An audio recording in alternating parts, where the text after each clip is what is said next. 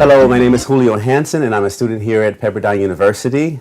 I am also a singer-songwriter, actor, and I am an assistant principal during the day. I'm very pleased to present on this wonderful topic about the facets of Cuban healthcare. Uh, my name is Felipe Martinez. We can cover this topic about Cuba health. Primeramente queremos dar gracias a todos los que están viendo en este momento y también a la Asociación de los Estudios de Cuba, Association for the Study of Cuban Economy Conference, y gracias por esta oportunidad de presentarles nuestros estudios. Así que empezamos. First, we'd like to give you some background and context of our study. Cuba basically has more than 11 million residents. The United States had an embargo in 1960 that really affected the country, extremely affected the country, and also something else that affected the country was the dissolution of the Soviet Union in 1990, which was considered a special period. One thing that Cuba is known for is their free medical school training and primary care for all. The Minister of Public Health and President of the World Health Assembly, Mr. Morales Ojeda, has shown that he is very willing to work with other countries and work with the Cubans in the country to show the good things that are happening in Cuba at this moment. En el contexto de este estudio que hemos hecho, presentamos que Cuba cuenta con 11 millones de habitantes en la isla y que comienza con un gran problema, que es el embargo de Estados Unidos y todo este bloqueo económico, y cómo y de qué manera lo pudo superar para lograr un sistema de salud impresionante. Y aún más todavía cuando desaparece la ayuda de la Unión Soviética en el año de 1990, enfrentándose a un nuevo reto que había que superar. Sin embargo, con todos estos momentos de diferencias y turbulencias económicas que afectan sin duda el área de la salud, el sistema de salud cubano comienza a resurgir con un nuevo reto. Así que una de las cosas que queremos destacar es que Cuba, el sistema de salud cubano tiene medicina gratuita para todos, como un derecho obligatorio del sistema socialista del país. Y el ministro de Salud Pública es el presidente de la Organización Mundial de Salud, que es el doctor Morales Ojeda. So to give you an overview, basically, of our studies, we talked a little bit about, or studied about Cuban healthcare, child growth and development, infectious disease, the mortality rate, mental health. We will talk about some conclusions that we came to and some recommendations and references. And all of these studies, we'd like to acknowledge all of our partners that were involved in this. Julie Sumner, Toby Baker, Hadi Rajabi, Jenny Chung, and of course myself, Julio Hansen, and Felipe Martinez.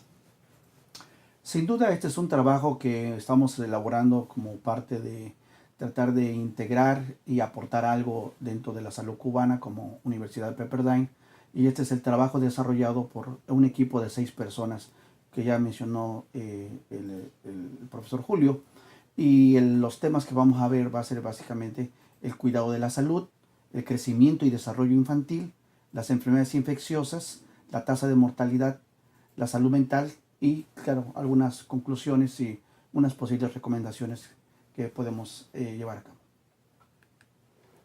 So, Cuban healthcare, there are many pros of Cuban healthcare. First of all, the country claims that they're politically and economically stable. They have a low mortality rate in the country, high longevity, which means that a lot of the older elderly are taken care of as well, and they're living longer lives. Free healthcare it's free for everyone in the country, and free medical school, which is something that really helps their medical studies and helps the medical students be great doctors, and free medical schools open to everyone there in the country. El sistema de salud cubano es un ejemplo admirable que ha sido elogiado por la Organización Mundial de la Salud y por otras organizaciones como la Organización Panamericana de la Salud en América Latina, y ha sido vista con gran admiración incluso en Europa. ¿Cómo y de qué manera un país puede tener muchas cosas muy buenas a pesar de una crisis económica y problemas políticos que ajenos a la situación de la propia población, el gobierno hace los esfuerzos necesarios para llevar a cabo la salud. Así que podemos mirar, una de las cosas maravillosas es que redujo la tasa de mortalidad de manera impresionante al 50%. Incrementó la esperanza de vida en las personas y también, como repito, el sistema de salud cubano es totalmente gratuito, no tiene ningún costo para nadie y además entrena a muchos doctores en un sistema de medicina preventiva que también es gratuita para toda la comunidad. And so, continuing with one of our topics of Cuban healthcare is child growth and development. Cuba developed 3 initiatives. One was to develop polyclinics, which would go into the community, have more people would have more access to health. Community collaboration, which would mean that people would be more involved in the Cuban healthcare. Scientific support and influence on policy. So these are 3 very important initiatives that Cuba put in place. The GDP was 5.3 per 1,000 live births in 2009. So that's an important figure. Infant mortality, 4.7 per 1,000 live births in 2015. The U.S. embargo and Soviet Union dissolution affected foreign trade. So this meant that a lot of the equipment and supplies they were receiving from certain countries were no longer coming to the country. A lot of the support from the Soviet Union at that time had stopped. So this hurt a lot of their Cuban healthcare. There was an effect on pharmaceutical products that were coming into the country as well. The atopic diseases such as asthma and dermatitis were some of the principal focuses of Cuban healthcare. Malnutrition was a focus as well. Children under 5 was a concern of the country. So they focused a lot of their efforts on children that were malnourished under 5. And they developed certain programs such as the Well Child Care and the Human Milk Bank in the country. Es bien importante destacar que el gobierno cubano ha hecho políticas de salud sumamente muy importantes y desarrolla 3 iniciativas para enfrentar la pobreza y cómo combatir los problemas de deficiencia de salud y principalmente pone énfasis en la mujer, en el niño y en los ancianos. Y para lograr el efecto de éxito en cubrir la salud, él desarrolla estas 3 en una que se llama policlínicas, y la importante que es la colaboración comunitaria como país socialista, y la tercera, apoyar a la comunidad científica para desarrollar nuevos materiales de investigación científica para el diagnóstico y el tratamiento oportuno de la salud en Cuba. Es interesante destacar que Cuba ha tenido éxito en los niños que están por nacer, bajando la tasa de mortalidad infantil de 4.7 por cada 1,000 nacidos, y también tiene una gran importancia en el desarrollo farmacéutico, en nuevos descubrimientos y avances para el diagnóstico y el tratamiento, y sobre todo en enfermedades como el asma y dermatitis. Y quisiera destacar también un aspecto muy importante que pone énfasis con las policlínicas, el aspecto de alimentar al bebé recién nacido con la leche materna, y la creación del banco de leche materna en todas las comunidades, porque son los que traen protección al cuerpo del niño. So moving on now to the maternal and child health care. Cuban ideology is to provide service to all in the country. The mortality rate was 4.0 for every 1,000 live births. From 1970 through 2010, the mortality rate decreased. In 2010, it was 40 for every 1,000 women, whereas in 1970, it had been 90 for every 1,000 women. There was the fall of the economy in 2007, which greatly affected maternal care. But the United Nations health goals towards 2030 put them back on track, put the whole world back on track as far as our needs to improve healthcare worldwide. Sin duda la ideología socialista ayudó mucho para poder alcanzar las metas para el año 2030 del desarrollo sustentable para la comunidad cubana.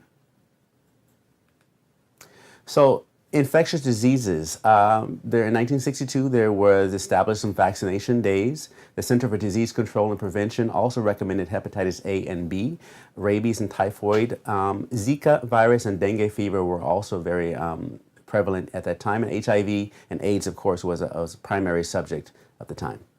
Hay una impresionante reducción de las enfermedades infecciosas en Cuba debido a la atención principalmente de la madre y los niños, al aplicarles las 13 enfermedades que pueden ser prevenidas mediante la vacunación y también controlando las enfermedades infecciosas más graves como es la hepatitis A y B, la rabia, la fiebre tifoidea y sobre todo un gran éxito en la cuestión del tratamiento del VIH. So, the mortality rate, as recognized by the Pan American Health Organization and the World Health Organization, the infant decrease from 1970 of 38.7 per 1,000 to 4.3 per 1,000, which is an incredible decrease. They established a family doctor program, Casa de Maternidad, which was the maternity houses, which was a way for people, women that were in maternity could be cared for, especially cared for. And this meant that a lot of the women were outperforming the males in this situation. However, the abortion rate in Cuba is about 6 per 1,000 compared to the U.S., which is 8 per 1,000. Es impresionante cómo ha habido una reducción en el rango de la mortalidad general, creando mayor expectativas de vida, sobre todo en América Latina y comparado con Estados Unidos, que es el primer mundo. So the mortality rate, continuing with that, the survival percentage of children under 5 grew from 95.6 to 99.4 in 2015, according to the Pan American Health Organization. Maternal mortality also was a factor. Over 500,000 women died from complications. So that's something that Cuba was concerned with. There were malignant tumors as well, self-inflicted wounds, aggression, congenital malformations. All of these contributed to the mortality rate in Cuba. Elderly, of course, like I said, life expectancy was 79.2, which is pretty high, considered that the United States is only 78.8. Uno de los problemas de la salud en todo el mundo, especialmente en Cuba, es la cuestión de la mortalidad materna, que nos da para medir el índice de salud de cada país. Y lamentablemente los problemas se han reducido gracias a más atención a la cuestión de la salud, dando atención a la educación, a la nutrición y clases de violencia interna para prevenir problemas de muerte. So the last topic we have studied for this was mental health in Cuba. Since the revolution of Cuba, there's been much depression, much suicide, hopelessness, cynicism, pessimism, and cultural dismay. Positive psychology, which was developed by Martin Seligman around the 1980s, he developed this positive psychology as a way to think of helping people mentally in a creative way, innovative way, to establish happiness and positive emotions. Una de las cosas que hemos estado revisando con mucho detalle es la manera en que el aspecto mental de salud sigue siendo un problema no solamente para Cuba, sino para todo el mundo. Y en este caso, de una manera muy especial, hemos visto que hay niveles de depresión, de suicidio, falta de esperanza, pesimismo y preocupaciones culturales que debido a la situación económica pues hacen un poquito difícil seguir adelante con muchos problemas. Sin embargo, con la psicología positiva de Martin Seligman, introducido en los 80, ha estado ayudando mucho a la población cubana y el sistema ha generado más expectativas de creatividad, innovación y trayendo más emociones positivas a la felicidad cubana. So to conclude, this has been a very interesting thing to study. Cuba's free medical attention with their limited resources, they're still a model for other countries. Maternal health care is one of the most effective around the world, especially in Latin America. Child growth and development is a main goal still in Cuba. There's one doctor for every 180 patients in the country, so that's something that we need to look at as to the effectiveness of Cuban health care. Doctors and nurses also live in the neighborhood to support polyclinics. Finalmente hemos llegado a la conclusión y para mencionar que uno de los logros más importantes del sistema de salud cubano es realmente que ha sido un modelo admirable para seguir para otros países, ya que pone prioridad a la medicina preventiva antes que a la medicina curativa. Y pone mucha atención a la cuestión materno-infantil y en el área nutricional, creando policlínicas, la Federación Cubana de Mujeres como grupo comunitario para ayudarse mutuamente a atender las necesidades de salud más básicas. So our recommendations are to just for Cuba to end the policy blocking the U.S. and UN so that we can benefit from each other's knowledge of healthcare, deliver a healthcare system that is for all, and continue educating doctors and medical specialists.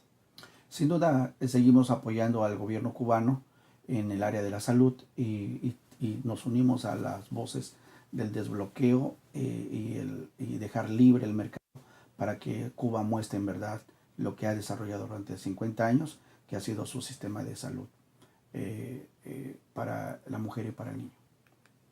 So we'd like to once again thank the Association for the Study of Cuban Economy, the conference, for inviting us to this conference.